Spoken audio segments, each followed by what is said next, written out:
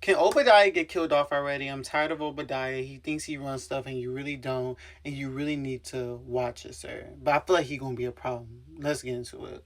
It's your boy Jamar back with another video. Back with a banger. Today reviewing Ruthless. Season 6, Episode 6 entitled The Naked Truth. And this episode was kind of fillerish. Not much really happened. I could tell it was given a lot of setup, I would say. But not really that much to really talk about, so we're kind of going to be in and out. So let's just get right into it. So the episode starts off where it ended last week with River and Andrew discovering George's dead body into the well. So they inform Obadiah and everyone. And Obadiah is basically acting suspicious. He's like to Andrew, "Oh, did you kill George?" And Andrew's like, "No," because basically Andrew was basically like, he thinks he knows who did this. And he was like, "What do you mean you know who did this? Was it you?" And Andrew was like, "No, it wasn't me." And then he was like, "Okay." So then Andrew was like, "But if it was me," I mean, he's like, "But whoever it was is a hero because George, he traded the highest, and I wish I would have killed him, and this and that and the third." So then, they end up telling the highest and Ruth, and basically, the highest ends up, freaking out, understand what's going on, and then him and Obadiah get into it. They end up choking each other out, but then not much happens after that. So then back at the FBI headquarters, Desiree and Kyle are trying to figure out, what's the next step, and with George dead and Teresa locked into the compound, what's next? And they're assuming that Teresa ran away or something, and they get a call from the detective, and he's not very happy with them either. So then they try to talk to the sheriff to get some information about how to get back into the compound. The sheriff is being an a-hole to them. She tries to blackmail him, and he pretends to help her out, but he ends up just drawing, "Oh, Rakadushi my ass," and this and that and the third.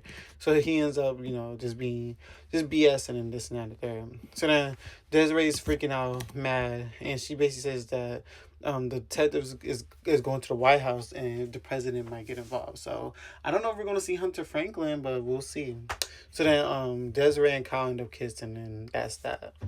So then Manny goes to the punishment trader because Obadiah tells him to go punish Zane. Zane begs him not to touch her, and basically he explains to Zane that the money he found and he in the trunk, and he took it, and he's basically going to say that him and Zane found it together so the highest can get happy at that, be happy with them, and approve of their marriage. And Zane's like starts like, "No, please don't do that, please don't do that," but he starts to do it anyways.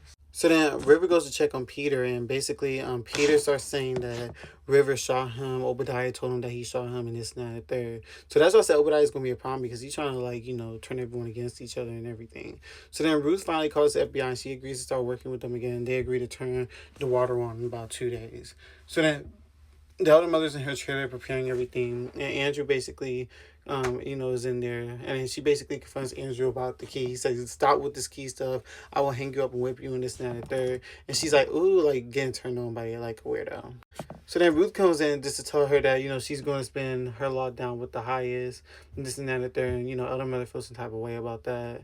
Ruth ends up talking to Joan, and basically tells Joan that she's going to tell the highest that the water will be back on 2 days, and it's going to be thanks to Joan. And Joan, appreciate her for that, and this and that and the third. So then the episode ends with Andrew and River, trying to bury George's body, but then they see a phone ringing, and they, hesitate on whether to answer the phone or not, and that's how the episode ended. So like I said, it was filler, nothing much happened, and I will see you guys next week for episode 7 of Ruthless.